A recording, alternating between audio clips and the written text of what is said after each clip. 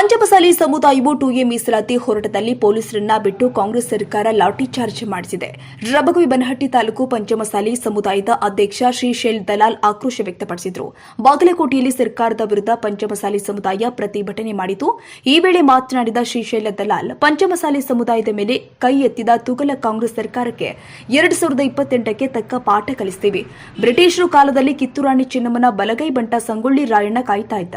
ಅಂದಿನ ಕಾಲದಲ್ಲಿ ಬ್ರಿಟಿಷರನ್ನ ಓಡಿಸಿದ ಕೀರ್ತಿ ನಮ್ಮ ಸಮುದಾಯಕ್ಕಿದೆ. ಅದರಂತೆ ಇಂದು ಶ್ರೀ ಜಯಮೃತ್ಯುಂಜಯ ಸ್ವಾಮೀಜಿ ಅವರಿಗೆ ಬಿಜಾಪುರದ ಬಸವನಗೌಡ ಯತ್ನಾಳ್ ಪಾಟೀಲ್ ಶಾಸಕರು ಕಾಯ್ತಾ ಇದ್ದಾರೆ.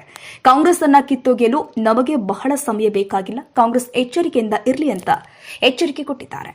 ಹಿಟ್ಲರ್ ಧೋರಣೆ ಸರ್ಕಾರ ರಾಜ್ಯದಾಗ ಐತಿ. ಮತ್ತೆ ಇನ್ನೂವರೆಗೆ ನಾವು ಹೋರಾಟ ಮಾಡೋದನ್ನ ನಮ್ಗೆ ಟುವೆ ಸಿಗಂಗಿಲ್ಲ. ನಾವೇನೇ ಯಾರು ಶ್ರೀಮಂತರಿಗೆ ನಾವೇನು ಟುವೆ ಕೇಳ್ತಾ ಇಲ್ಲ. ಅಲ್ಲಿ ನಮ್ಮ ಬಡ ಮಕ್ಕಳಿಗೆ ನಾವೇನು ರಾಜಕೀಯವಾಗಿ ಮೀಸಲಾತಿ ಕೇಳ್ತಾ ಇಲ್ಲ.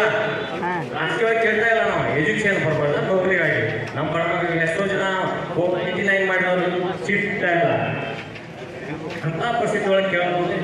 ಹಿಟ್ಲರ್ ಸರ್ಕಾರ ಮಾಡಿದಂತ ಎಷ್ಟೋ ಹಿಂದೆ ಹೋರಾಟಗಳಾದರೂ ಇಂಥ ಹೀನ ಸರ್ಕಾರ ಅಂತ ಪ್ರತಿಭಟನೆ ಯಾರೂ ಮಾಡಿದ್ದಿಲ್ಲ.